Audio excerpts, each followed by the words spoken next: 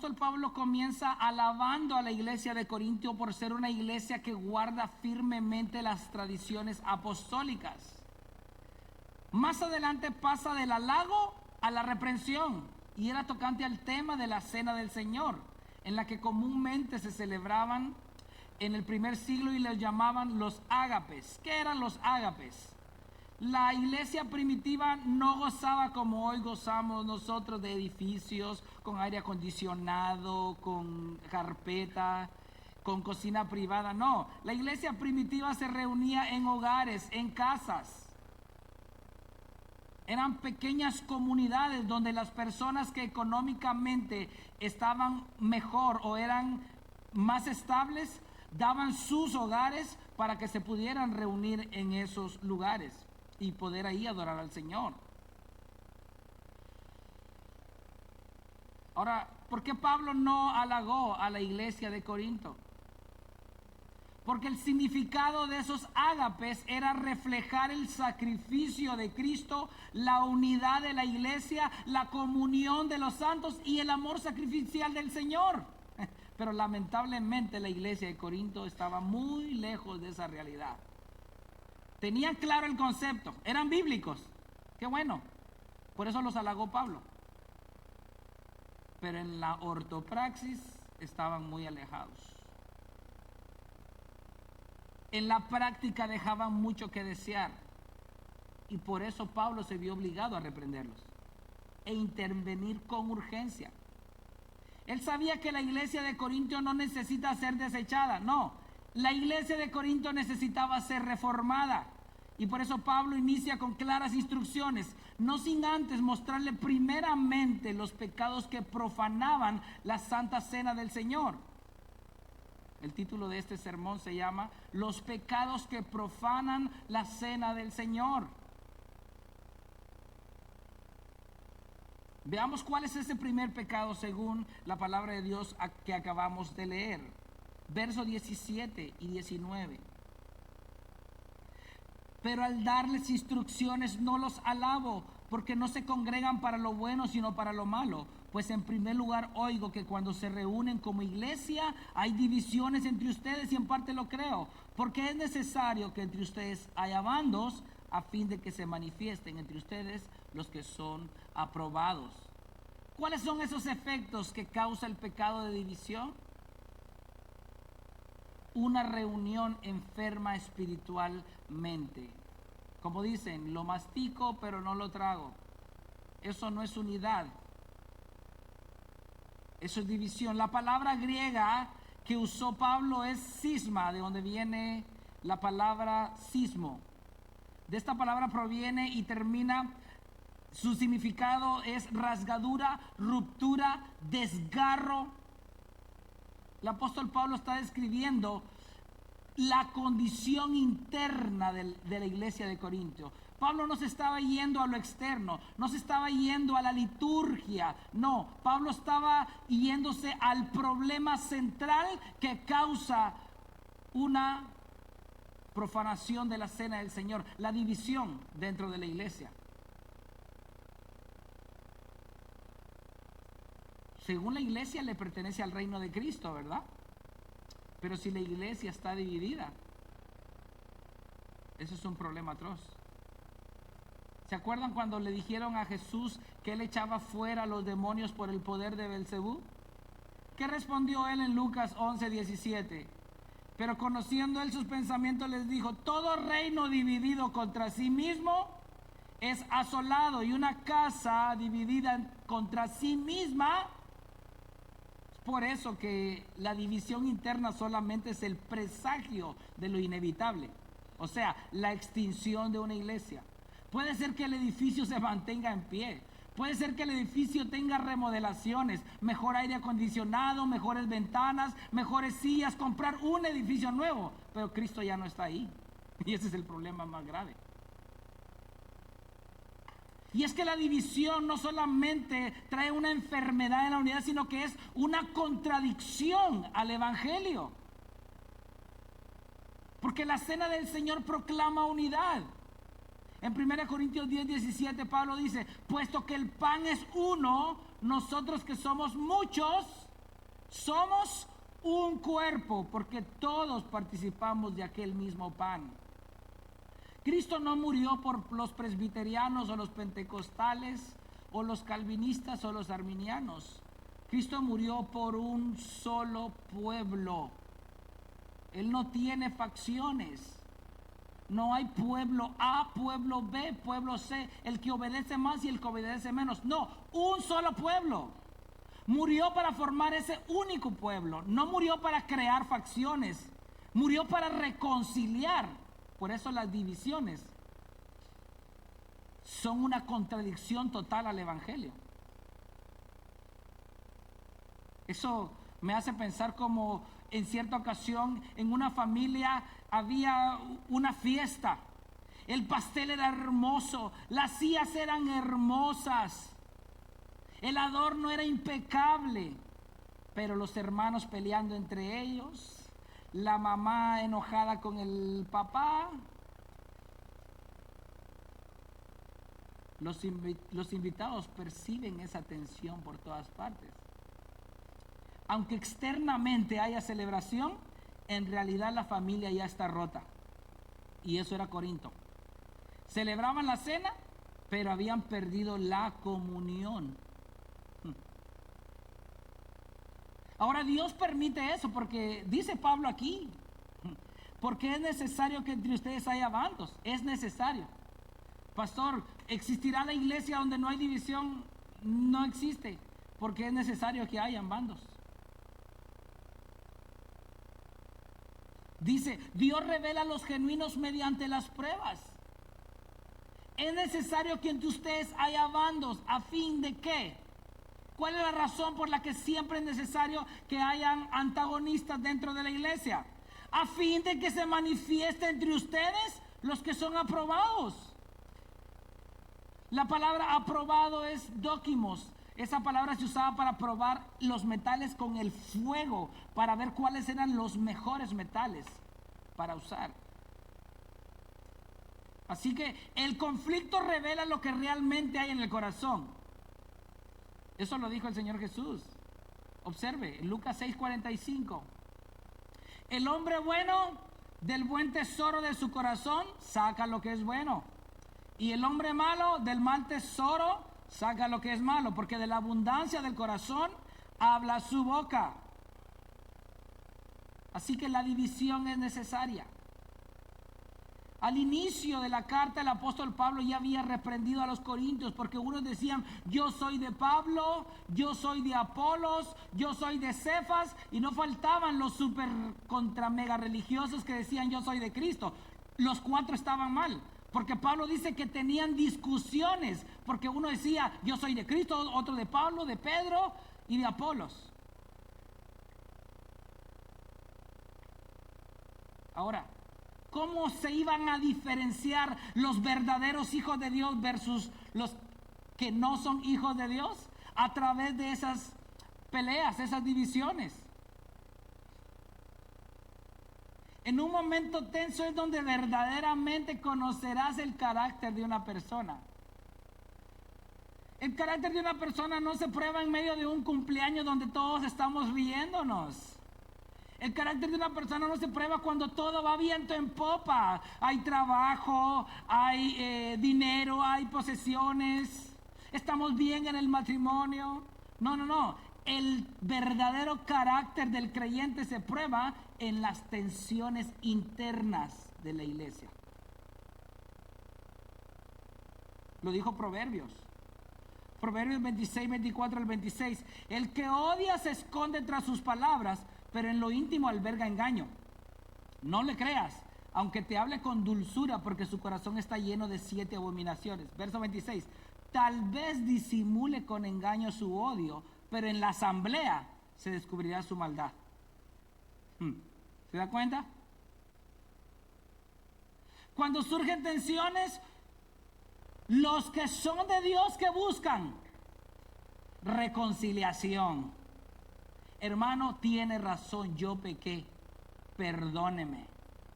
Los que no son de Dios alimentan la división. Yo pequé, pero usted más. Los que son de Dios muestran humildad.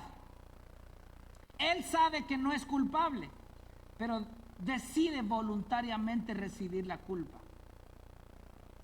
El que no es de Dios, ¿qué dice? Yo no me voy a dejar.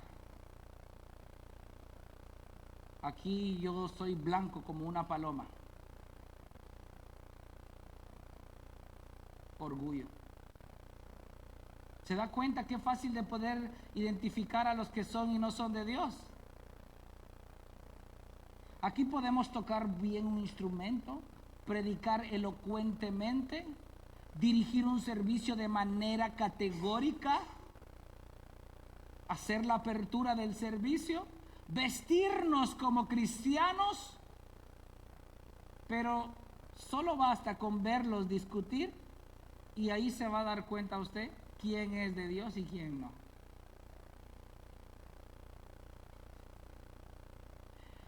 La cena no solamente nos llama a mirar hacia Cristo, también nos llama a mirar alrededor. ¿Hay resentimiento? ¿Hay amargura en mi corazón? ¿Hay conflictos que me niego a resolver? Porque es fácil decir todo está bien, porque nosotros generalmente tenemos ese sesgo de buen mozo, de bonachones. Nos creemos buenos y decimos, todo está bien con mi hermano, todo está bien con mi hermana. Pero ¿por qué no la abrazas? ¿Por qué si abrazas a la hermana Paquita y a la hermana Panchita no? No podemos celebrar la reconciliación con Dios mientras rechazamos la reconciliación con nuestros hermanos. ¿Qué pasa en tu corazón cuando ves a tu hermano? ¿Suspiras? Qué bueno ver otra vez a mi hermano. Oh, ¿por qué vino hoy? Recuerda, lo que hay en tu corazón es lo que verdaderamente hay. Lo demás es pantomima. De nada sirve que hoy le pidas perdón a tu hermano para sentirte bien, para participar de la cena del Señor, si al salir de aquí no estás dispuesto ni a compartir un helado con él. No te vuelvas en un fariseo hipócrita. Si hoy le vas a pedir perdón, que sea para siempre. Y al salir de la cena del Señor, invítalo a comer. Hoy hay pollo, invítalo. Demuestra que tu perdón es genuino. No lo hagas simplemente para participar de la cena del Señor. Pero hay un pecado aún mayor que la división, hermanos. Ya nos dimos cuenta que estar dividido es profanar la cena del Señor, porque la cena del Señor es unidad, ¿verdad? Armonía, relación con Cristo. De manera que la división pues no es algo que nos identifique con Cristo. El segundo pecado es peor que la división. El segundo pecado es el pecado del egoísmo. ¿Qué dice el verso 20 y 21? Acompáñeme.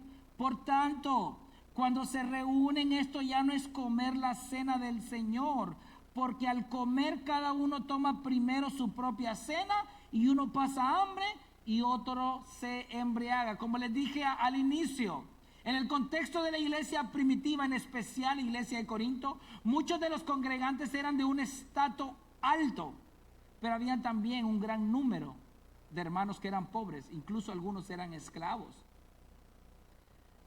Quiero darles un dato. En la sociedad grecorromana, los protectores a menudo hacían sentar a los miembros de su propia clase social alta en un triclinium, o sea, la mejor habitación, mientras que a otros se les servía a plena vista de este salón, en el atrium, cuyos cojines podían sentar hasta 40 personas. A los invitados en el salón más grande, el atrium, se les servía alimento y vino inferior. A menudo se quejaban de la situación. Lamentablemente, este problema social se desbordó y pasó a la iglesia de Corinto. Está bien, en el mundo grecorromano así era, ¿verdad? Los de la clase alta, los de la high, con su grupo, sus alimentos y sus cojines y todo. Y los de la clase baja, pues por allá, ¿verdad? Eso es en el mundo. It's okay. El problema es que ellos adoptaron eso a la iglesia de Corinto. Porque ¿quiénes eran los que ponían su hogar para que se celebraran los servicios? ¿Los pobres o los ricos? ¿Y quiénes eran los que ponían los alimentos, los banquetes para que todos comieran? ¿Los pobres o los ricos? Los ricos, hermanos. Es por eso que la declaración de Pablo es impactante. Prácticamente lo que dice: lo que ustedes están haciendo ya no merece llamarse cena del Señor, porque la habían reemplazado por el egoísmo. Habían transformado la comunión ¿en qué? En individualismo. Me impacta lo que dice aquí el verso 20. Porque al comer cada uno toma primero su propia cena. ¿Se da cuenta de la expresión? Cada uno toma primero. ¿Ustedes quiénes creen que eran los primeros en llegar a los ágapes? ¿Los pobres o los ricos? Obviamente en su mayoría los ricos. Los pobres tenían amos, estaban sujetos a horarios. Los pobres no tenían transporte. Muchas veces llegaban al último.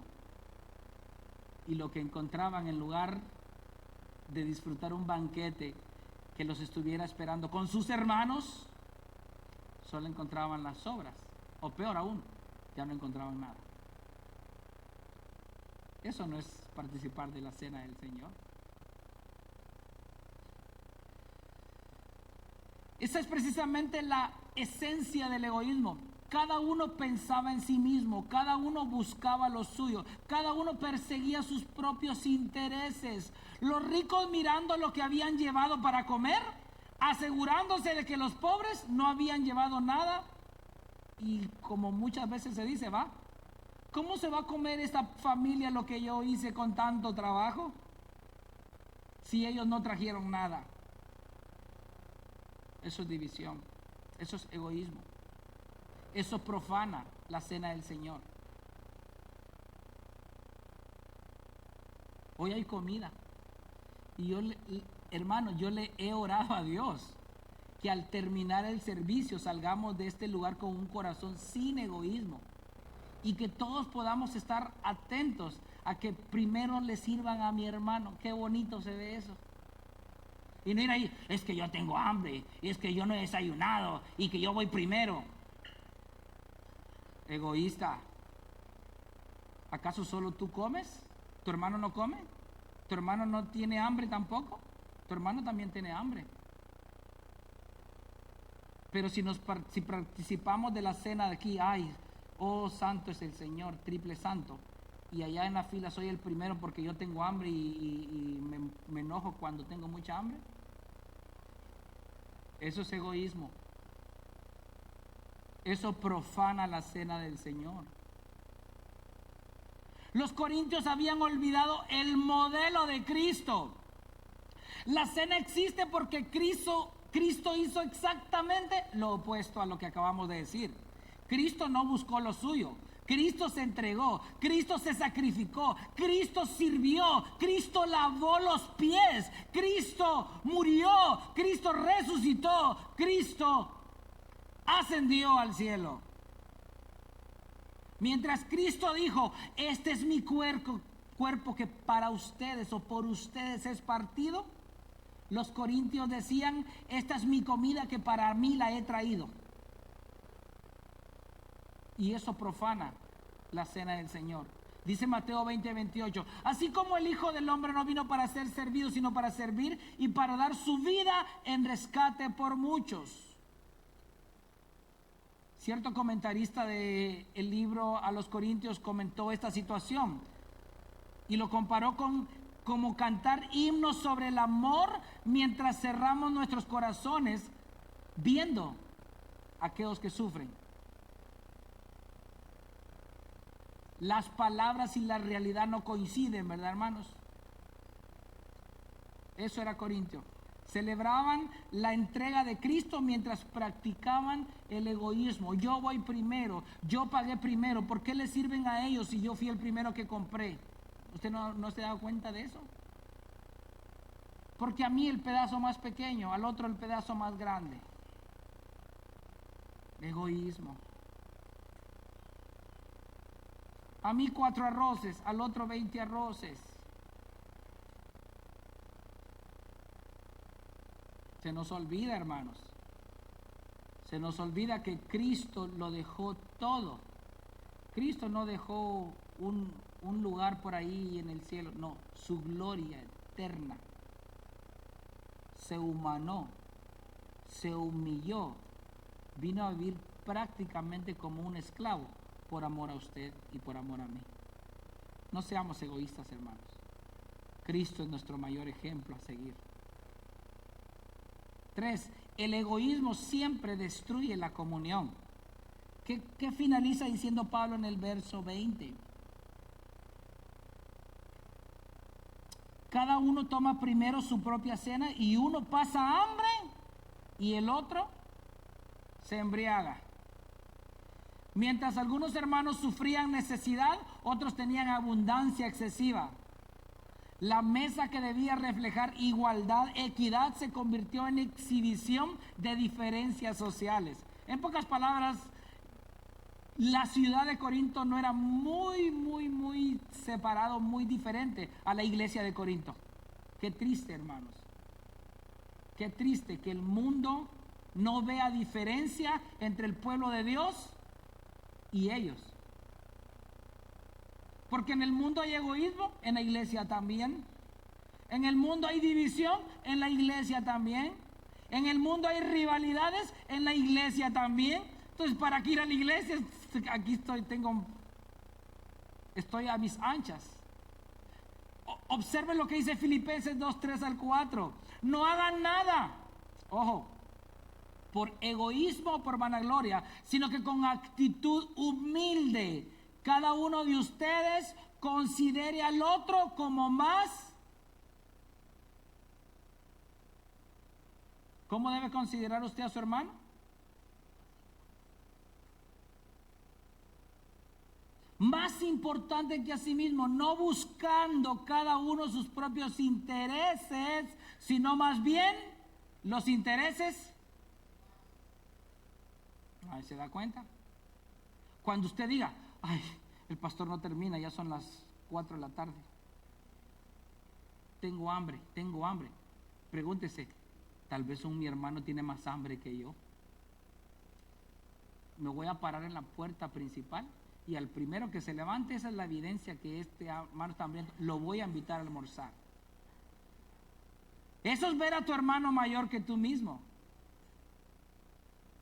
El egoísmo no siempre se manifiesta en grandes pecados. A veces aparece cuando dejamos de servir, cuando dejamos de compartir, cuando dejamos de preocuparnos por otros o cuando pensamos únicamente en nuestras necesidades.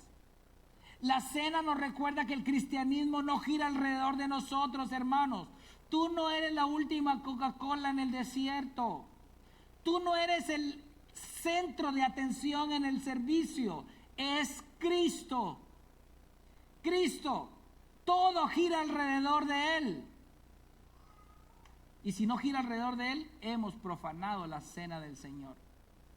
De manera que el egoísmo, hermanos, profana también la cena del Señor. De nada sirve que participemos de la cena del Señor si yo ando buscando siempre los primeros lugares, los primeros puestos, lo que me beneficia a mí.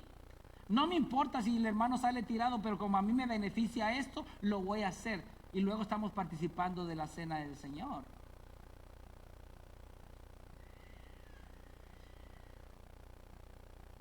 Pero hay un pecado aún mayor. ¿Habrá otro pecado mayor, pastor? Sí, hay un pecado mayor todavía. Y esto nos lleva al tercer punto. El pecado de menospreciar la iglesia de Dios. Dice el verso 22. ¿Qué no tienen casas para comer y beber? ¿O desprecian la iglesia de Dios y avergüenzan a los que nada tienen? ¿Qué les diré? ¿Los alabaré? En esto no los alabaré. Lo que Pablo estaba diciendo aquí era que si la persona sufría de hambre crónica, que se llenara en su casa. Ahí es que no me da hambre a las 9. Bueno, pues coma sin hambre. Por amor a su hermano, coma sin hambre y venga a disfrutar de la comunión con su hermano. No ande viendo el reloj que ya es hora para ir a comer, que ya las tripas están comiendo la otra tripa. No. Pase a la tienda, al Dunkin', donde sea, y a las 11 en punto, cómase un sándwich de aquellos que cuesta que el estómago lo dijera, para que la hora y media que nos mantenemos aquí sea una hora de adoración. Porque hay que ser honesto, hermano. Si usted viene aquí con hambre, usted en lugar de escucharme hablar a mí, va a escuchar que yo estoy hablando de carne asada, de pollo frito y de fideos. Usted tiene que venir a este lugar preparado para recibir el mensaje de Dios. Que nada lo interrumpa, ni el hambre, ni el sueño, ni ninguna otra cosa. Así que el pecado de menospreciar la iglesia de Dios. Aquí Pablo llega al corazón del asunto. Las divisiones que culminaban en discusiones ya era un problema, y ellos bien a gusto participando de la cena del Señor. Además de eso, eran egoístas, pensando únicamente en sus propios intereses y beneficios, y ellos bien a gusto participando de la cena del Señor. Pero como le dijo el Señor a Zacarías, pero aún verás que cometen mayores abominaciones que estas. Lo más bajo que puede llegar una iglesia es menospreciar la iglesia de Dios mismo. Esa es la dosis más alta de cinismo. ¿Por qué? Porque menospreciaban algo que no era de ellos. Hermanos, esta es la esencia de este mensaje. Porque nuestro problema, yo sé que muchas veces no es entre comillas con Dios. Nuestros problemas no son muchas veces entre comillas ni siquiera con el reino de las tinieblas. Hay que ser honesto. La mayoría de nuestros problemas tiene que ver con nuestros hermanos, ¿o no? No me saludó, no me tomó en cuenta, me miró mal, no me recibió, a todos abraza menos a mí. ¿Qué tiene contra mí? Se me queda viendo mal. Yo no sé si usted se da cuenta, ¿verdad?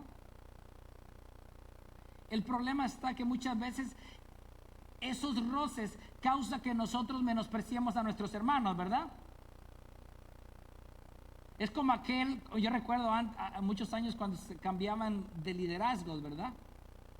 Estaba el grupo de liderazgo A, trabajaba 6 meses o un año, y de repente durante el año no tomaban en cuenta a cierta persona. Cuando esta persona ejercía el liderazgo, ahora yo no lo voy a tomar en cuenta a ella. Eso es menospreciar. La palabra menospreciar que usó Pablo es catafroneo, que significa despreciar, tratar con desdén o considerar algo o a alguien sin valor. Y este es un problema grave. No estaban simplemente ignorando a ciertos hombres. Los trataban como insignificantes. Y Pablo le responde, ¿menosprecian la iglesia de Dios? No es la iglesia de Pablo, no es la iglesia de Corinto, es la iglesia de Dios. Probablemente entre los ricos habían unos de sus propios esclavos que ya eran siervos del Señor, así como Filemón, que tenía su siervo Onésimo. Pero hay amos muy duros, ¿verdad? Y máximo en aquel contexto. A lo mejor le trataban ásperamente a sus esclavos. Y en la iglesia, en la reunión, los trataban de la misma manera.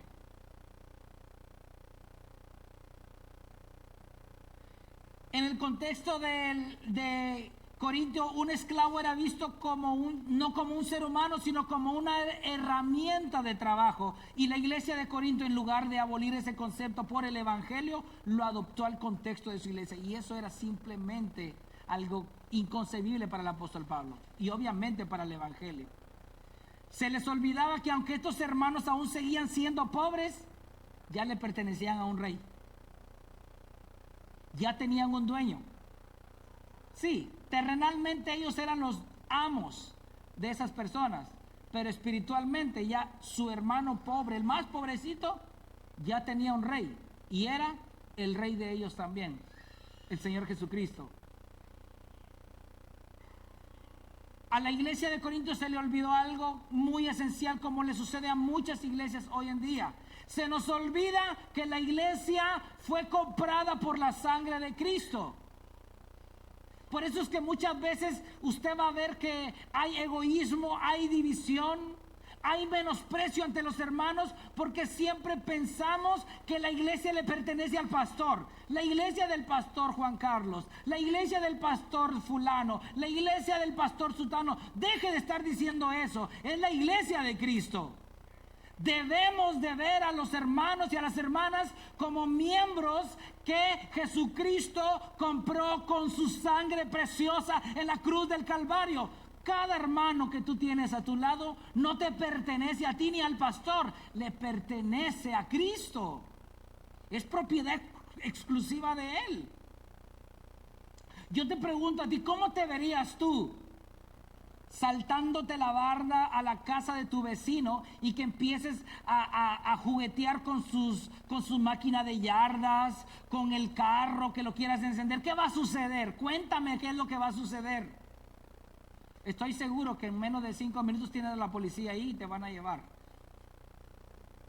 Tú tienes que ver a tus hermanos no como propiedad tuya o como personas inferiores a ti. Tú no moriste por nadie.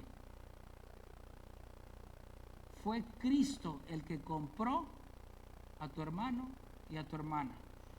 Dice Hechos 20:28, tengan cuidado de sí mismos y de toda la congregación en medio de la cual el Espíritu Santo les ha hecho obispos para pastorear la iglesia de Dios, la cual Él compró. ¿Qué dice? Él compró con su propia sangre.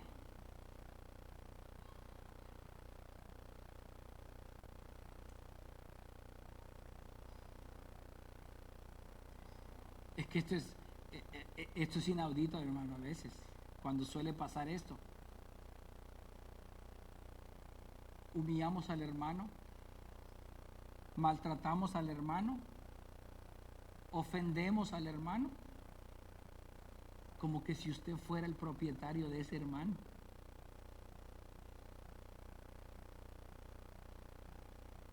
Cada creyente sentado en una silla es un trofeo de la gracia divina. Cada hermano fue comprado al mismo precio. La sangre preciosa de Cristo. Cuando despreciamos a un creyente, estamos despreciando a aquel que lo compró. En este caso sería a Cristo. Estamos despreciando a Cristo porque Cristo murió por un pueblo que amó con amor eterno. ¿Y tú lo desprecias? ¿Tú te puedes imaginar cómo se sintiera aquella persona, aquel artista que ha trabajado por años en una obra de arte, a lo mejor una pintura, qué sé yo, algo que esté haciendo y que lleve esforzándose en perfeccionar aquella obra de arte, y tú simplemente agarres un bote de pintura y se lo eches así? ¿Qué va a causar en ese artista? No solamente dañaste su obra, sino que lo ofendiste a él también. Lo mismo sucede, hermanos, cuando menospreciamos a nuestros hermanos. Estás ofendiendo al autor de aquel que los compró con sangre preciosa. Y lo peor de todo, dice Pablo, que avergonzaban a los que no tenían nada.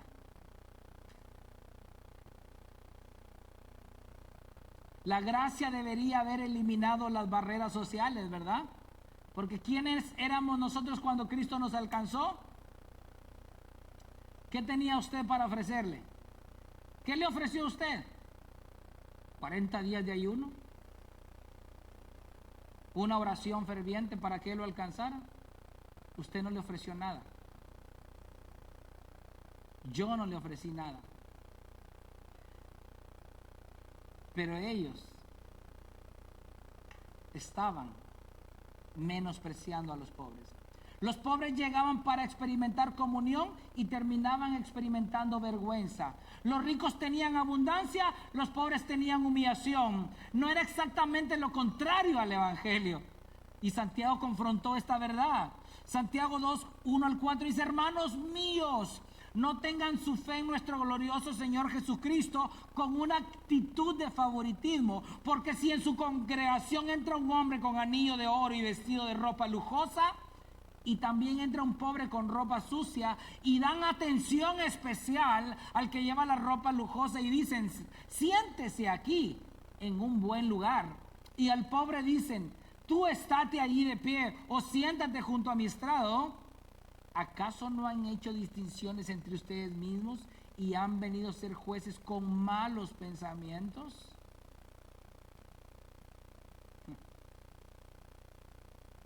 Esto es fatal, es malvado.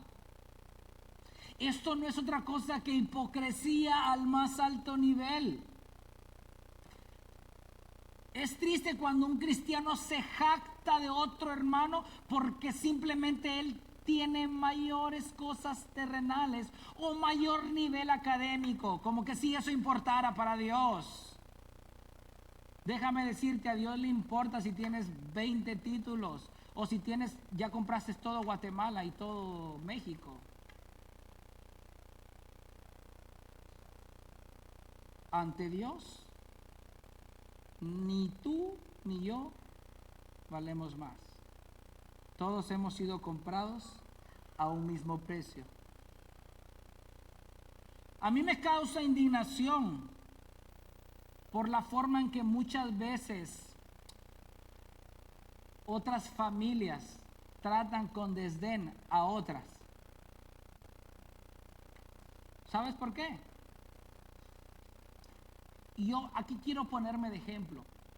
Hermanos, ustedes, yo sé que los que llevan años tratándome saben de que yo los amo. En serio, yo los amo mucho y por eso les predico la verdad. No les ando mintiendo ni enjabonándoles la cabeza. La mejor forma de amor es que yo les predique la verdad a usted para que no se vaya a condenación. Así que yo los amo. Créame, sepa, yo los amo.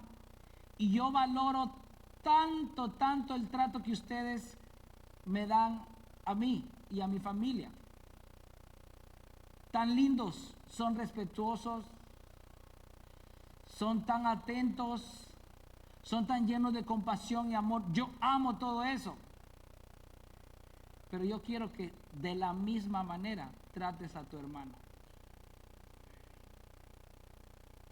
Porque si a mí me tratas de una manera y el otro hermano le dices, quítese de aquí, yo te pregunto, ¿usted me diría a mí, quítese de aquí?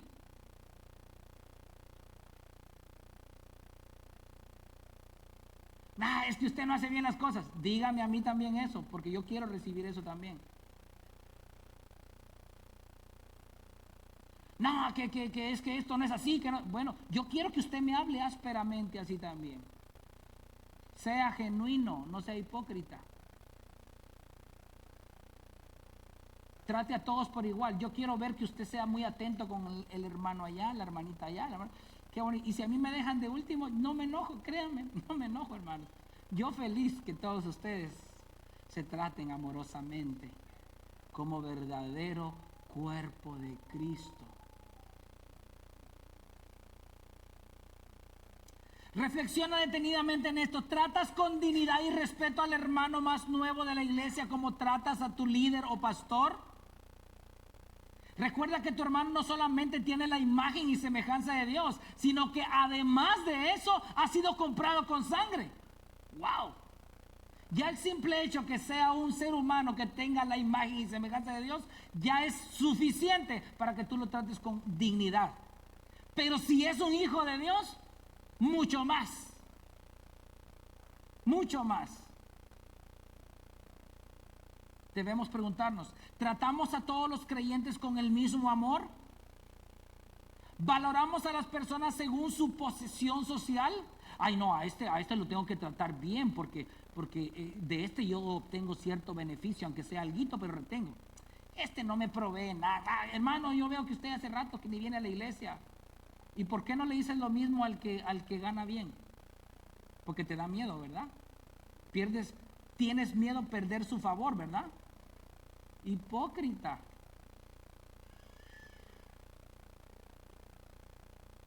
Así como aquel hermano que no te puede proveer nada, que tú le dices, hermano, he orado por usted, he visto que usted está débil, usted ya casi no quiere orar, no quiere congregarse, hermano, lo animo, aquí estamos juntos y aquí estoy para servirle. Dile las mismas palabras a aquel que te puede proveer muchas cosas. Hermano, yo agradezco todo lo que usted hace por mí, pero yo he visto que usted está un poco débil espiritual. Estoy orando por usted y aquí estoy para servirle. Eso es ser genuino. Lo demás es hipocresía. Y es difamar el cuerpo de Cristo, difamar la cena del Señor. ¿Mostramos favoritismo? ¿Quién cumple años? La hija de la hermana Ciprianita. Andate ahí al dólar, ahí a veces hay ofertas. ¿Quién cumple años? La hermana del doctor William Baker. No te tienes que ir no, Amazon, no, muy chafa Amazon. Vete a, qué sé yo, el mejor mall. Vamos a Atlanta, ¿cuál es el mall de Atlanta? El Lenox, vaya a Lenox. Pero es que una bolsa cuesta 1,500, pero el hermano los vale el hermano.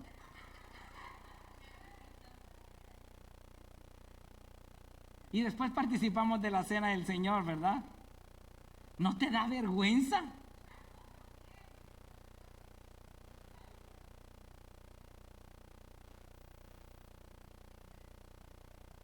¿Por qué ignoras al hermano más pobre de la iglesia? ¿Por qué lo ignoras? ¿Y por qué no ignoras a aquel que está bien económicamente? ¿Por qué no lo ignoras?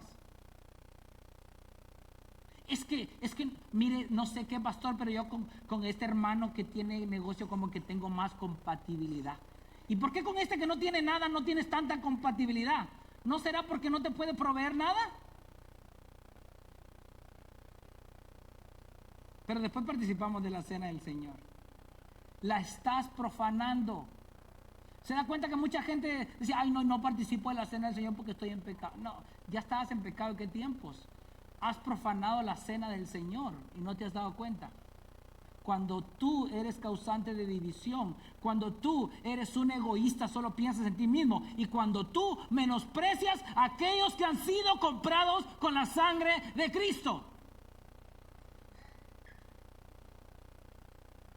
Toda forma de parcialidad es incompatible con la mesa del Señor, hermanos. Hemos llegado al final de este pasaje y la pregunta ya no es ¿qué hizo Corintio? No, ya vimos lo que hizo Corintio. La pregunta es ¿qué hay en nuestro corazón ahora? Porque es fácil condenar a los corintios, ¿verdad? Todo lo que hicieron, división, egoísmo, etcétera.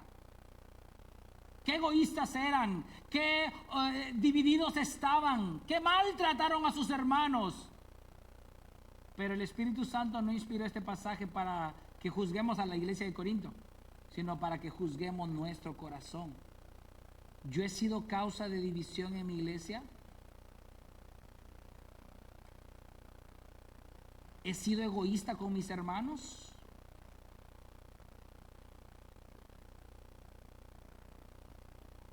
¿He menospreciado a aquel que yo sé que no se puede defender?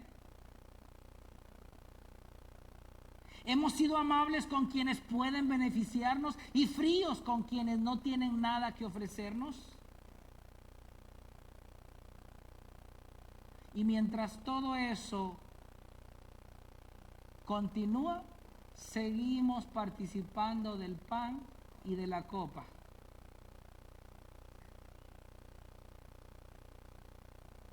La sangre que nos salvó es la misma sangre que salvó al hermano sentado al lado tuyo. El mismo Salvador que murió por ti, también murió por mí y por tu hermano. ¿Cómo puedes despreciar lo que Cristo ama? ¿Cómo puedes rechazar a quien Cristo recibió? ¿Cómo puedes humillar a quien Cristo compró con su sangre? Dentro de poco estaremos participando de estos símbolos. recordemos, son un símbolo de un amor que sangró, un amor que sufrió, un amor que murió para reconciliarnos con Dios y con nuestros hermanos. Examinemos nuestro corazón, porque el Señor no busca participantes perfectos, busca pecadores arrepentidos. Yo estoy seguro que muchos nos hemos visto identificados en estos 3 puntos, ¿verdad, hermanos? De una u otra manera hemos causado división. De una u otra manera hemos sido egoístas. De una u otra manera hemos menospreciado a aquel hermano que no nos puede proveer nada, ¿verdad? Pero Dios no te deja ahí y te dice, ok, ahora no participes, fuera, quedas desechado. No, Él te dice, ¿estás arrepentido de eso? ¿Te arrepientes de haber hecho eso? Pide perdón a Dios y Él es amplio en perdonar. Nunca la cena del Señor es para que la gente no participe. No, al contrario, es para que participe. Por eso es la exhortación. Es para que participemos y no nos quedemos. Sí, pastor, yo he sido egoísta, así que no participo. No, si has sido egoísta, ese es un pecado atroz. Pídele perdón a Dios, arrepiéntete y participa de la cena del Señor. No, pastor, es que viera que yo como he causado división. Qué bueno que el Espíritu Santo habló a tu corazón. Arrepiéntete, pídele perdón y participa de la cena del Señor. Pastor, voy a ser honesto, yo he menospreciado no solo a uno, un montón de hermanos aquí en la iglesia.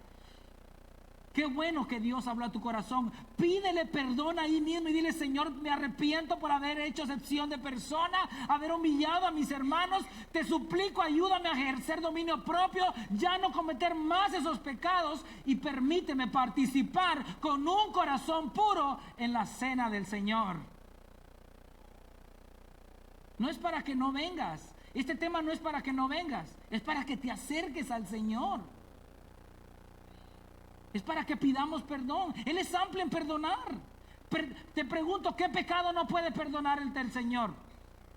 Que hiciste excepción de ese pecado está en la lista de la lista que nos era contraria según Colosenses 2, que fue clavada en la cruz del Calvario. El pecado del egoísmo también quedó clavado ahí. El pecado de la división también quedó clavado ahí. Un montonón de pecados quedaron clavados ahí. Lo único que tienes que hacer es arrepentirte, pedir perdón. Y yo te puedo asegurar, ojo, yo te aseguro 1000%, 1,000,000%, que si tú te arrepientes, reconoces tu pecado, le pides perdón a Dios y le suplicas no volver a caer en el mismo pecado y apartarte de él, yo te aseguro que Él te está diciendo ahorita mismo, hijo, hija, ya has sido perdonado, ya has sido perdonada.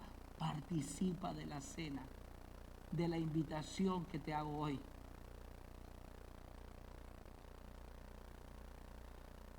Este sermón no era para que nos quedáramos sentados, sino para que corriéramos a aquel que tiene abundante gracia para decirnos, sí, yo sé que me has fallado, sí, sé que durante, no solo ahorita, durante hoy, a los años para atrás has profanado mi cena, mi mesa, pero hoy te he hablado a tu corazón. Lo único que necesitamos hacer es reconocer que en efecto hemos fallado, que lo hemos ofendido.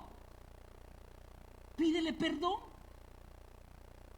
Hay abundante gracia para todos.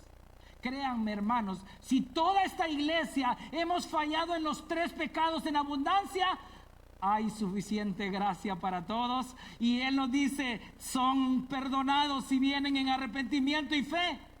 Y vengan, participen conmigo de la cena del Señor. Vamos a orar. Padre, te damos gracias, Señor, por la bendición que tú nos has regalado hoy, Señor. Entendemos que muchas veces hemos